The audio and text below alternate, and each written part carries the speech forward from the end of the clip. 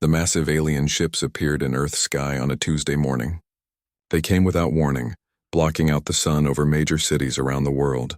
The ships were huge, dark, and shaped like giant spears. There were so many of them that people on the ground could barely see the blue sky between them. Admiral Sarah Chen was drinking her morning coffee when the emergency alarm rang through the United Defense Command Center. She put down her mug and ran to the main control room. The walls were covered with screens showing the alien fleet. Scientists and military officers were running around shouting numbers and coordinates. "How many ships?" Sarah asked her assistant, Lieutenant Martinez. 10,000, Admiral. Maybe more. They're still coming through some kind of portal near the moon, Sarah whistled. She had been preparing for this day her whole career, but seeing it happen was still shocking. The ships were unlike anything humans had ever built. They looked powerful and dangerous. Then the aliens sent their message. Every television, radio, computer, and phone on Earth received the same transmission at exactly the same time. The voice was deep and mechanical. It spoke in perfect English, though it was clear the speaker was not human. Primitive species of planet Sol 3, we are the Zephyrian hegemony. We have conquered 847 worlds. We have destroyed countless civilizations. Your resistance means nothing to us. You have 72 of your time units called hours to surrender completely. If you do not surrender, we will destroy your planet and everyone on it. This is your only warning, the message ended. For a moment, the command center was completely silent. Everyone stared at the screen showing the alien fleet. Sarah could hear her own heartbeat. Then she started laughing. Admiral? Lieutenant Martinez looked confused.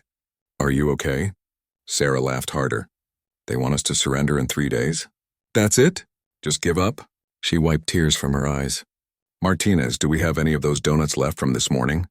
Yes, Admiral. There are some in the break room. Good, get them. And call the president. Tell him we need to set up the biggest welcome party in human history. Lieutenant Martinez stared at her. A welcome party? You heard me. These aliens just told us they've conquered almost 900 worlds. Do you know what that means? That they're very dangerous? Sarah grinned. It means they've been eating military rations for way too long. They probably haven't had a good home-cooked meal in years. Maybe never. Within an hour, Sarah was on a video call with leaders from every country on Earth. The President of North America, the Prime Minister of the European Federation, the Chairman of the Asian Alliance, and dozens of other world leaders all stared at her from their screens. Let me understand this correctly, Admiral Chen, said President Williams. Your plan to respond to an alien invasion is to invite them to dinner? Not just dinner, Sarah said. The biggest potluck in human history. Think about it. These aliens have been conquering planets for who knows how long. They're probably tired, stressed, and hungry. What's the first thing we do when someone new moves into our neighborhood? We don't usually worry about our neighbors having planet-destroying weapons, muttered the Prime Minister of the European Federation. But we bring them food, Sarah continued. We introduce ourselves. We make them feel welcome. It's what humans do. The chairman of the Asian Alliance leaned forward. Admiral, with respect, these beings just threatened to destroy our entire planet. Exactly. They're obviously having a bad day. Maybe a bad century. When someone's having a bad day, what makes them feel better? Food, said President Williams slowly. You really think this will work? Sarah shrugged. What's the alternative? We have 10,000 alien warships in our sky. Our most powerful weapons would probably just make them angry. But I've never met anyone who stayed angry after eating my grandmother's chocolate chip cookies. The world leaders looked at each other through their screens. The plan was crazy. It was completely insane. It went against every military strategy ever written. All right, said President Williams finally. But if this doesn't work and we all get blown up, I'm blaming you. Fair enough, Sarah said. The next few hours were the strangest in human history. Instead of preparing for war, every military base on Earth began preparing for the largest dinner party ever attempted. Soldiers put down their weapons and picked up cooking utensils. Scientists stopped working on defense systems and started calculating how much food would be needed to feed 10,000 alien ships. Sarah sent a response to the alien fleet. She stood in front of a camera in the command center, wearing her best uniform and her biggest smile. Greetings, Zephyrian hegemony. Thank you for your message. We appreciate the 72-hour notice. That gives us just enough time to prepare a proper welcome for you. We're organizing what we humans call a potluck dinner. Everyone brings something to share. We hope you like barbecue, pizza, and homemade cookies. We have lots of questions about your travels, and we'd love to hear your stories. Please let us know if anyone in your fleet has dietary restrictions or food allergies. We want to make sure everyone has a good time. Looking forward to meeting you all. Signed, Admiral Sarah Chen on behalf of the people of Earth. P.S. Do you guys like beer? Sarah sent the message and waited. Around the world, humans were doing something that had never been done before. They were preparing to welcome an invasion force with open arms and full stomachs. In her quiet moments, Sarah wondered if she had lost her mind. The aliens had conquered hundreds of worlds. They had weapons that could destroy planets. And she was planning to defeat them with casserole and good conversation. But as she watched the news reports coming in from around the world, she felt hopeful. In New York, famous chefs were working together to create meals for thousands.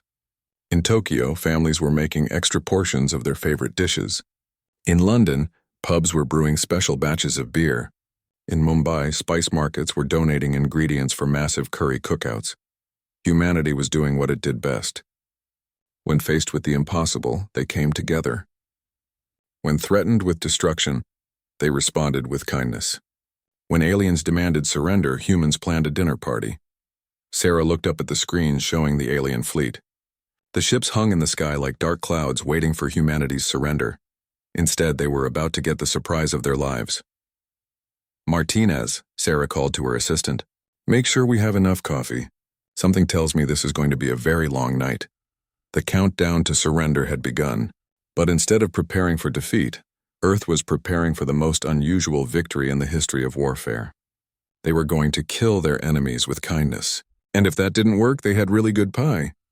High above Earth, inside the command ship of the Zephyrian hegemony, Commander Vexthol stared at the strange message from the humans. He had conquered over 200 worlds in his long military career.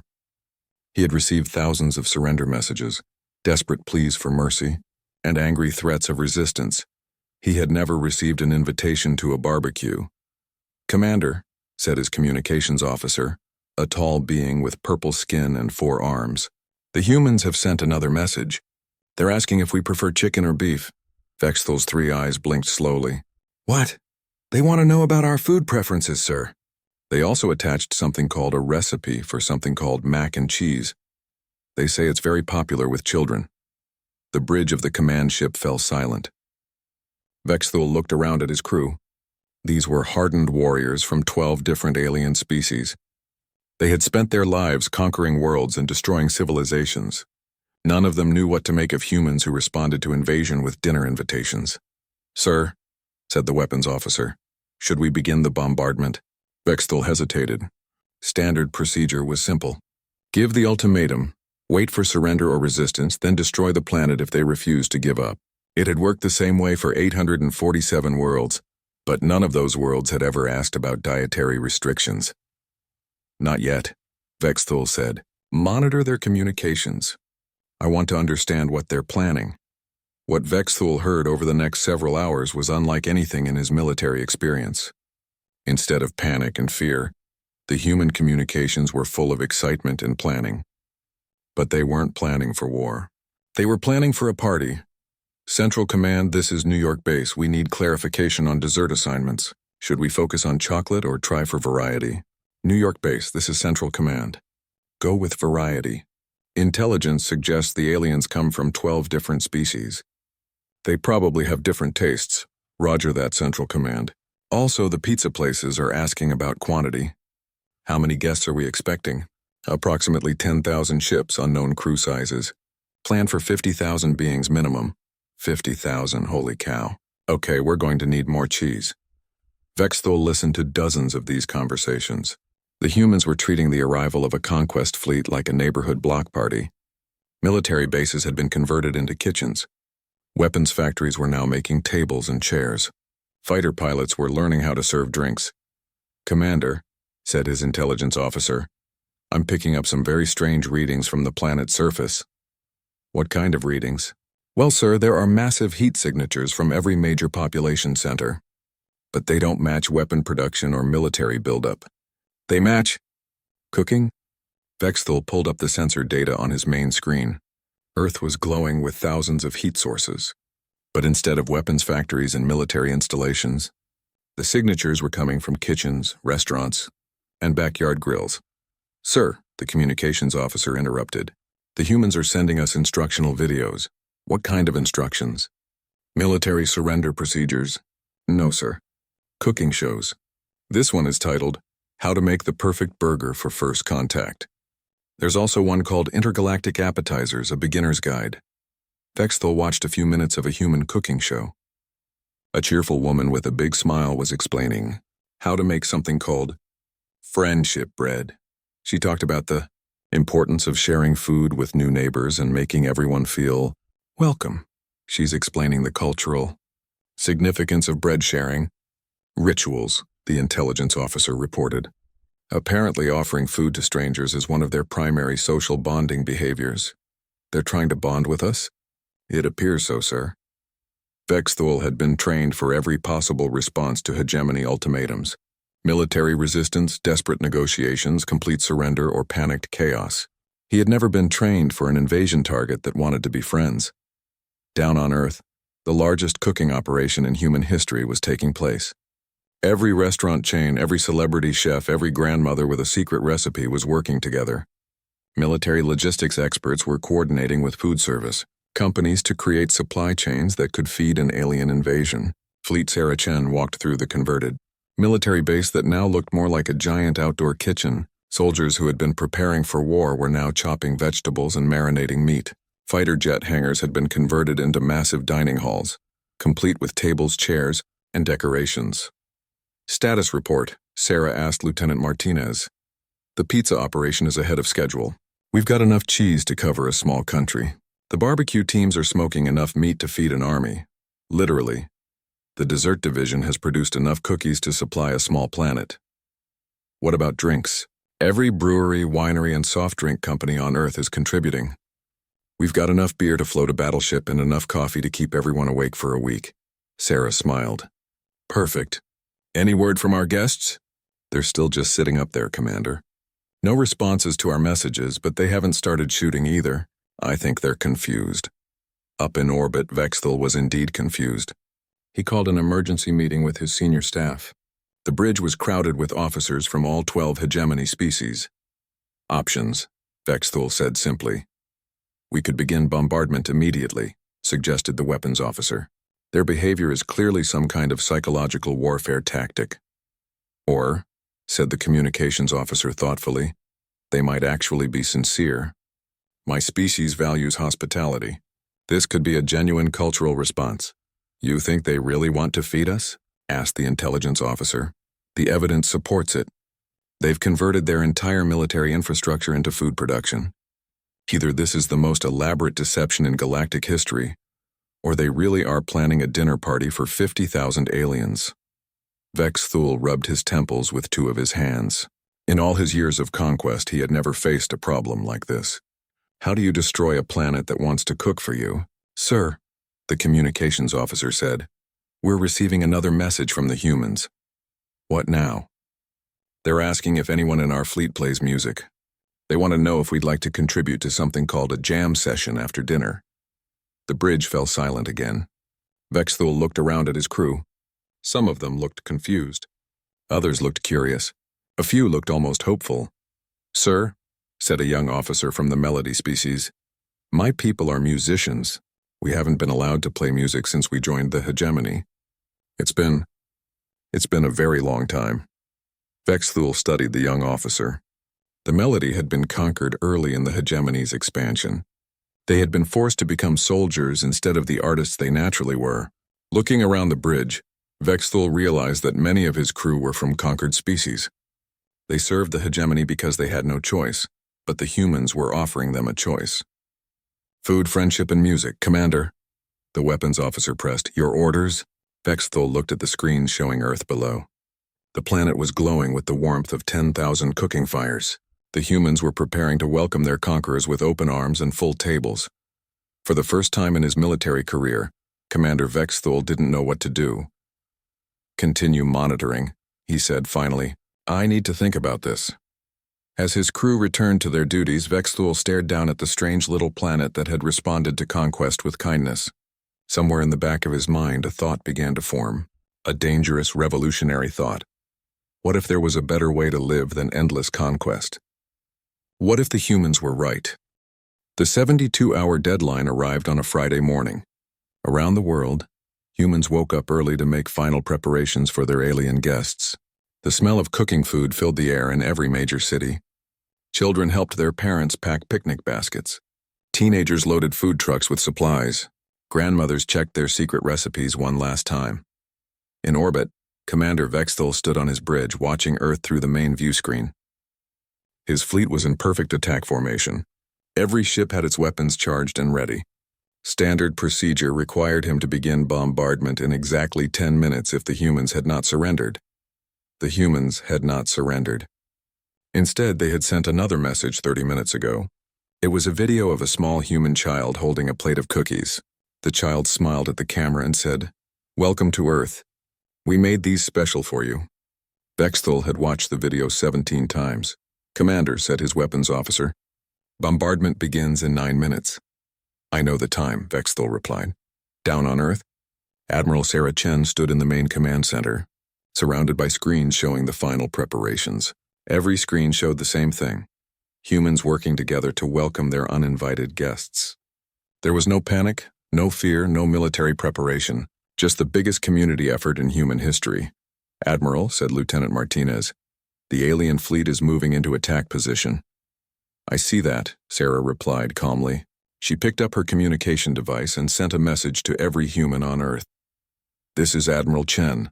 In 5 minutes, we're going to find out if kindness is stronger than conquest. Whatever happens, I'm proud of what we've accomplished together. Get ready to show our guests what human hospitality looks like." Up in orbit, Vexthal's communications officer reported, "Sir, the humans are launching ships." "How many? What type?"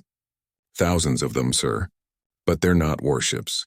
They appear to be civilian vessels. Cargo ships, passenger shuttles, even what looked like food delivery trucks." Vexthal stared at his screen. The humans were launching their entire civilian fleet. But instead of running away from the hegemony ships, they were flying directly toward them. "Weapons hot?" Vexthal asked. "Sir, the human ships show no weapons at all. They're broadcasting on all frequencies." "What are they saying?" "Welcome messages, sir. And dinner invitations. They're assigning our ships to different dining groups." Vexthal watched in amazement as thousands of human vessels approached his massive fleet. The human ships were tiny compared to hegemony warships. They looked fragile and defenseless, but they flew with confidence, broadcasting messages of friendship and welcome. "Sir," said his intelligence officer, "I'm reading massive energy signatures from the human ships." "Weapons charging?" "No, sir." "Cooking equipment?" "They've turned their cargo holds into flying kitchens." The first human ship to reach a hegemony vessel was a converted cargo hauler. It pulled alongside the destroyer INS Conquest and broadcast a simple message. "Hello. We're the welcome wagon from Sector 7. We brought pizza and soft drinks. Permission to come aboard?" The captain of the Conquest looked at Vexthal's image on his communication screen. "Sir, what are your orders?" Vexthal stared at the human ship. It was smaller than his shuttle. Its only visible equipment was what appeared to be a massive pizza oven built into its cargo bay. A human face appeared on his screen wearing a big smile and a chef's hat. "Greetings. I'm Captain Tony from Tony's Pizza Palace. We heard you folks have been traveling for a long time. Nothing beats a good hot meal after a long trip. We've got pepperoni, sausage, vegetarian, and something we call the works. Hope you're hungry." "Commander," the weapons officer said urgently, "bombardment begins in 2 minutes." Vexthal looked around his bridge. His crew was staring at the screens showing human ships surrounding the entire hegemony fleet. Each ship was broadcasting similar messages, offers of food, friendship, and welcome. "Sir," said the young melody officer, "they're also broadcasting music. Listen." The bridge speakers filled with human music. It was unlike anything Vexthal had ever heard. It was joyful, welcoming, and somehow made him feel peaceful. Around him, his crew was listening with expressions of wonder. "Commander," the weapons officer insisted. "Orders." Vexthal closed his 3 eyes. He thought about his long military career. He thought about the 847 worlds he had helped conquer. He thought about the fear in the eyes of every species that had ever surrendered to the hegemony. Then he thought about the human child with the cookies. "Stand down weapons," he said quietly. "Sir, you heard me. Stand down all weapons. Send a message to the fleet. No one fires without my direct order. But sir, the bombardment schedule is cancelled. Vexthul opened his eyes and looked at the human pizza ship. Captain Tony, this is Commander Vexthul of the Zephyrian Hegemony. Permission granted to come aboard. We are very hungry. The change that happened next was unlike anything in galactic military history. Instead of invasion, there was invitation. Instead of conquest, there was conversation. Instead of destruction, there were dinner parties. The first Hegemony crew to board a human ship was a squad of 10 soldiers from the destroyer Conquest. They approached the pizza ship with weapons ready, expecting some kind of trick or trap. Instead, they found Captain Tony and his crew of 5 humans, all wearing aprons and big smiles. "Welcome aboard," Captain Tony said cheerfully. "I hope you guys like cheese. We weren't sure what you eat, so we made a little bit of everything. Pull up a chair." The alien soldiers stood in the middle of the ship's converted dining area, completely confused. They had been trained for combat, for resistance, for fear. They had never been trained for hospitality. Captain Tony handed each soldier a paper plate with a slice of pizza. "Try the pepperoni first. It's my grandmother's recipe. She always said food brings people together." The first soldier to taste the pizza was a young warrior from the Kithra species. He bit into the slice carefully, expecting poison or some kind of trick. Instead, his eyes went wide with surprise. This is very good," he said in heavily accented English, "right?" Captain Tony grinned. "Wait until you try the garlic bread." Within an hour, the soldiers had removed their helmets and put down their weapons. They were sitting around the table, learning how to eat pizza properly and asking questions about human food. The youngest soldier, barely more than a child, was laughing at Captain Tony's jokes. Similar scenes were happening all across the fleet. Human ships docked with alien vessels, and crews that had expected to fight instead found themselves sharing meals. The rigid military discipline of the hegemony began to break down as soldiers discovered the simple pleasure of good food and friendly conversation. Commander Vexthul received his first report from the boarding parties after 2 hours. "Sir," his communications officer said, "Captain Zorth from the Conquest reports that his boarding party has been fed." "Fed?" "Yes, sir. They're requesting permission to bring back something called leftovers for the rest of the crew. Also, the humans have taught them a card game called poker." Vexthul rubbed his temples. "What about the other ships?" "Similar reports, sir. The humans are sharing food, stories, and entertainment. Crew morale is unusually high." Through his view screen, Vexthul could see human ships docked with vessels throughout his fleet. The space between the ships was filled with small shuttles carrying supplies back and forth. It looked less like a military invasion and more like a neighborhood gathering. "Sir," the young Melody officer said quietly, "the humans are asking if anyone wants to join their music session. They have something called a jam session planned for this evening." "A jam session?" "Musical improvisation, sir. They want to combine human music with music from our cultures." Vexthul looked at the young officer. He could see hope in the alien's eyes. The Melody had been musicians before the hegemony conquered them. They had been forced to give up their art for warfare. "Would you like to participate?" Vexthul asked. The young officer's face lit up. "More than anything, sir." Vexthul nodded slowly. "Then go. Take anyone who wants to join you." As the day continued, something impossible happened. The invasion fleet became a dinner party. The weapons of war became instruments of welcome. And for the first time in galactic history, a conquest ended not with surrender but with friendship. But the real change was just beginning. 3 days after the failed invasion, the space around Earth looked like the galaxy's biggest camping trip. Human and alien ships were clustered together in friendly groups. Small shuttles moved constantly between vessels, carrying food, gifts, and new friends. The sounds of laughter and music could be heard on communication channels that had once carried only military orders. Commander Vexthul found himself in the strangest situation of his military career. He was sitting in the converted dining hall of a human cargo ship, learning to eat something called spaghetti and meatballs, while a human grandmother explained the proper way to twirl the noodles around a fork. "You see, dear," said Mrs. Patterson, a 70-year-old woman from Kansas, "the secret is not to take too big a bite. Like this." She demonstrated the technique with practiced ease. Vexthul tried to copy her movements. Spaghetti sauce splattered on his uniform. Mrs. Patterson laughed kindly and handed him a napkin. Don't worry, honey. Everyone makes a mess their first time.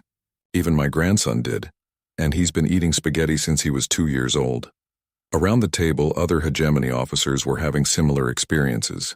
The weapons officer was learning to make coffee. The communications officer was getting a lesson in sandwich construction. The intelligence officer was deep in conversation with a human chef about the cultural significance of comfort food. Mrs. Patterson, Vex Thule said carefully, "May I ask you something?" "Of course, dear. Weren't you afraid when our ships arrived?" "We threatened to destroy your planet." Mrs. Patterson thought for a moment while she wound spaghetti around her fork. "Well, I was worried at first. But then I thought about what my mother always told me. She said that anger usually comes from pain, and pain usually comes from being hungry, lonely, or tired. You folks looked like you'd been traveling for a long time. I figured you were probably all three." Vexthul stared at the elderly human. In 3 sentences, she had shown more wisdom than most military strategists he knew. "Besides," Mrs. Patterson continued, "you can't stay angry at someone while you're sharing a meal with them. It's impossible. Food brings out the best in people." While Vexthul was learning about human wisdom and spaghetti sauce, something more important was happening throughout the fleet. The rigid structure of the hegemony was beginning to crack. On the battle cruiser Dark Victory, Captain Zorth was having a conversation that would change everything. He was sitting in the ship's main briefing room with a human diplomat named Dr. Sarah Kim, who had come aboard to share Korean barbecue and learn about alien cultures. "Dr. Kim," Captain Zorth said quietly, "I need to tell you something, but it must remain secret." "Of course," Dr. Kim replied, setting down her chopsticks. "What is it?" "Not all of us chose to join the hegemony. My people, the Kithara, we were farmers. We loved growing things, creating beautiful gardens, feeding our communities. The hegemony conquered us 50 years ago and forced us to become soldiers." Dr. Kim nodded sympathetically. "That must have been very hard. We haven't been allowed to grow anything in decades. We've almost forgotten how to farm. But when I see what your people have done with food, how you've turned cooking into an art form, it reminds me of who we used to be." Captain Zorth's confession was not unique. Throughout the fleet, similar conversations were happening. The Melody were revealing their true nature as musicians and artists. The gentle Vorthak spoke of their love for literature and poetry. The crystalline entities shared their passion for mathematics and engineering. Admiral Sarah Chen was collecting these stories as she moved from ship to ship. She was beginning to understand that the hegemony was not just a military alliance. It was a prison for dozens of conquered species who had been forced to abandon their true natures for warfare. "Lieutenant Martinez," she said during one of their regular check-ins, "we need to document everything we're learning. I think we're seeing something historic here." "What do you mean, Admiral?" "I think we're watching an empire collapse. Not through war or revolution, but through kindness. These people are remembering who they used to be before they were forced to become conquerors." The breaking point came on the 4th day, during what the humans called Cultural Exchange Night. It started as a simple idea. Each species would share something from their original culture. The humans organized it like a talent show, with makeshift stages set up in the larger cargo ships. The Melody went first. 3 young officers who had been communication specialists stepped onto the stage. They began to sing in their native language, their voices creating harmonies that no human had ever heard. The song was hauntingly beautiful, full of longing and hope. When they finished, the mixed crowd of humans and aliens sat in stunned silence. Then someone started clapping, and soon the entire audience was on their feet, cheering and wiping away tears. "We haven't sung in 30 years, one of the Melody whispered to Admiral Chen. "I thought I had forgotten how." The Kythera performed next, creating an incredible display of living art by growing plants and fast-forward, using techniques they had hidden for decades. Flowers bloomed and vines twisted into beautiful shapes while the audience watched in amazement. The Vorthik shared poetry that moved listeners to tears. The crystalline entities created mathematical sculptures that looked like frozen music. Each performance revealed cultures that had been suppressed for generations, but it was the final performance that changed everything. A very old alien took the stage. He was from a species called the Eternals, one of the founding members of the hegemony. He moved slowly, leaning on a walking stick, and his voice was quiet when he spoke. "My name is Elder Thane," he said. "I am over 800 years old. I helped create the hegemony, and I have regretted it every day since. The audience fell completely silent. "We started with good intentions," Elder Thane continued. "We wanted to bring peace to the galaxy. But peace through conquest is not peace at all. It is just organized violence. We destroyed beautiful cultures. We turned artists into soldiers, farmers into warriors, musicians into weapons specialists." He looked out at the mixed crowd of humans and aliens. "Today, for the first time in centuries, I have seen what the galaxy could have been. I have seen species sharing their gifts freely instead of hiding them in fear. I have seen former enemies becoming friends over shared meals. I have seen the true meaning of peace." Elder Thane straightened up as much as his old body allowed. "I hereby resign from the Hegemony High Command. I renounce all claims to conquered worlds.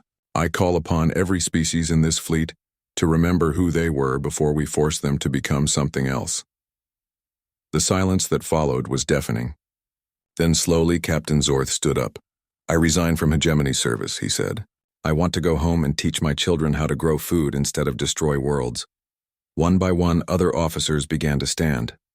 The Melody Communications specialists resigned to become musicians again. The Vorthak poets laid down their weapons. The crystalline engineers announced their intention to build beautiful things instead of war machines. Within an hour, the Zephyrian hegemony had effectively ceased to exist. Commander Vexthul watched it all happen from the back of the room. When the last resignation had been announced, he walked slowly to the stage. "My name is Vexthul," he said. "I have conquered over 200 worlds. I have destroyed civilizations and enslaved entire species. I thought I was bringing order to the galaxy." He paused, looking out at the crowd. "Instead, I was destroying everything beautiful about it. Today, I learned that there is a better way. The humans have shown us that strength comes not from conquest but from community, not from fear but from friendship, not from taking but from giving." He removed his commander's insignia and set it on the stage. "I resign from the hegemony, and I ask the people of Earth for something I have never asked for before. I ask for forgiveness, and I ask to learn how to build instead of destroy." The crowd erupted in cheers. Humans and aliens rushed the stage, embracing the former commander and welcoming him into their growing community. Admiral Sarah Chen watched from the side of the room, tears streaming down her face. They had set out to defend Earth from invasion. Instead, they had liberated half the galaxy, and they had done it with nothing more than kindness, food, and the simple belief that everyone deserves a second chance. 1 year later, Earth had become the unofficial capital of what everyone now called the Galactic Community. The space around the planet was busy with ships from dozens of worlds, but these were not warships. They were cargo vessels full of gifts, passenger ships carrying tourists, and research vessels conducting peaceful scientific missions. Admiral Sarah Chen, now Director of Galactic Relations, stood in her new office aboard the orbital station called Friendship 1. Through her window, she could see ships from 20 different species docked at the station's many ports. The view still amazed her every day. "Director Chen," said her assistant, a young Melody named Harmony, who had chosen her human name after learning to speak English. "The morning reports are ready," Sarah smiled. "Go ahead, Harmony. The Cathera colony ship, Peaceful Harvest, has successfully established the first interspecies farming community on New Hope. They're reporting record crop yields using combined human and Cathera techniques. The crystalline engineers have completed the new hospital on Sanctuary Station, and it's beautiful. And the Vorthak poets have finished translating the complete works of Shakespeare into 17 alien languages. Any problems? Just one. The former hegemony worlds are asking for more Earth food recipes. Apparently, chocolate chip cookies have become the unofficial currency of 3-star systems." Sarah laughed. "I'll have Mrs. Patterson send over her cookbook again." The transformation of the galaxy had not been instant or easy. When the hegemony collapsed, hundreds of worlds suddenly found themselves free after centuries of oppression. Some didn't know what to do with their freedom. Others had forgotten their original cultures completely. But humans, with their natural talent for community building, had helped coordinate the biggest rehabilitation project in galactic history. Every former hegemony world received aid packages containing not just food and supplies, but also cultural preservation experts, teachers, and most importantly, friends.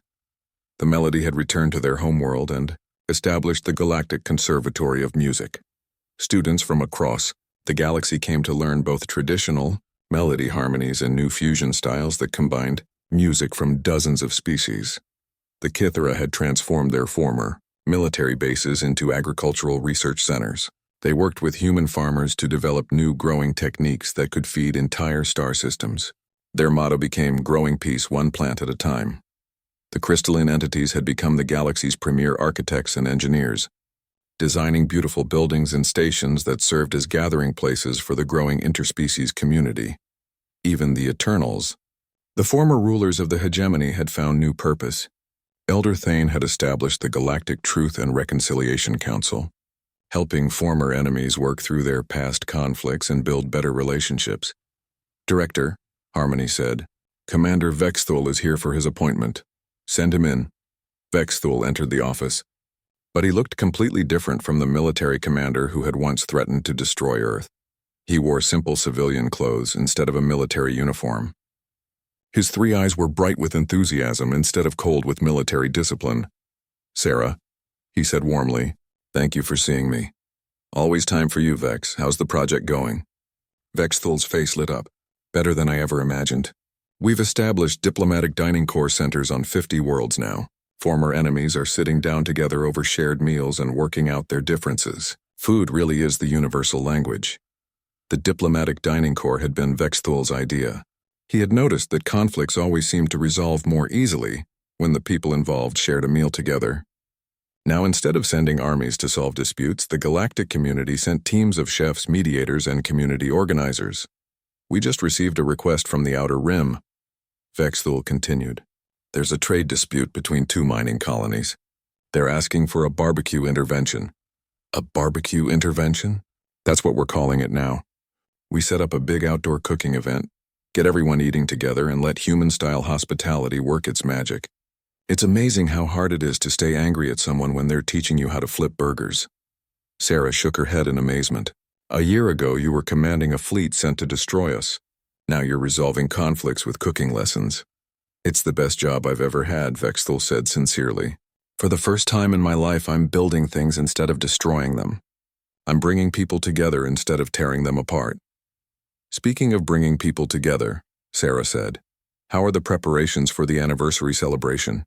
Vexthul grinned, an expression that looked strange on his alien features but somehow perfectly natural.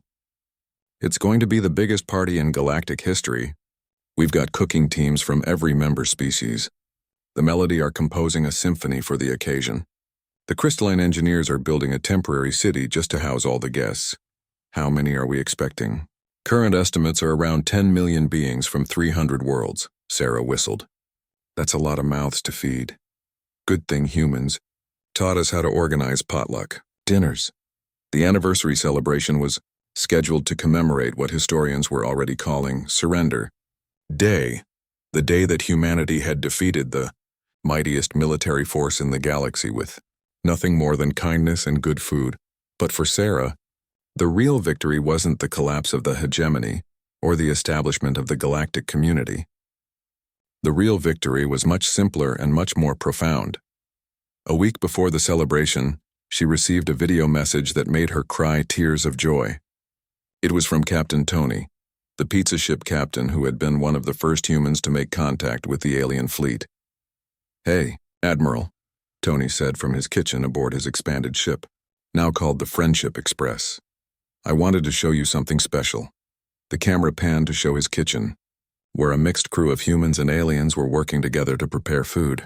But what made Sarah cry was the young Kithra soldier who had been the first to taste Tony's pizza a year ago. "This is my adopted grandson, Pete," Tony said, putting his arm around the young alien.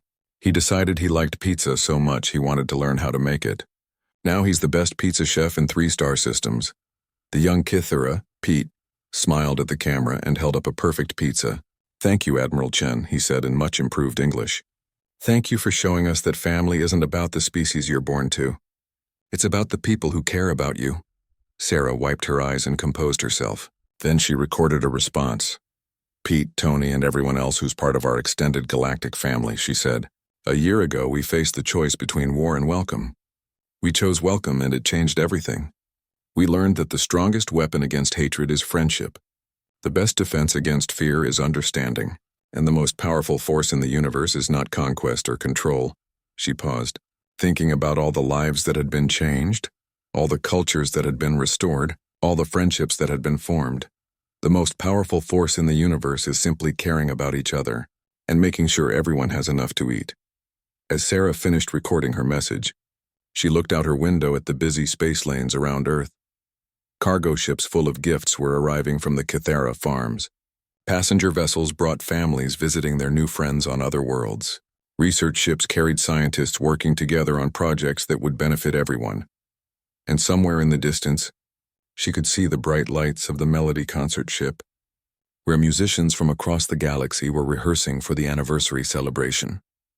Her communication device chimed with an incoming message. It was from the latest crisis team that had been sent to resolve a dispute in a distant star system. Director Chen, the message read, happy to report that the border conflict in the Zeta sector has been resolved. Turns out both sides love barbecue. They're now planning to open a joint restaurant chain. Also, we're running low on chocolate chip cookies. Please send reinforcements. Sarah laughed and made a note to contact Mrs. Patterson. Then she sat back in her chair and smiled at the beautiful, busy, peaceful view outside her window. Who would have thought that the secret to galactic peace was really good food and the willingness to share it with strangers? But then again, maybe that had always been the secret. Maybe humans had just been the first species brave enough to try it. Outside her window, a new ship was approaching the station. Its hull was painted with the words "Welcome Wagon" in 50 different languages. Another group of former enemies was about to discover what Sarah and her people had known all along. There was no problem so big that it couldn't be solved with patience, kindness, and a really good meal shared among friends. The galaxy had learned to laugh, and it had brought snacks, and everyone was invited to the table.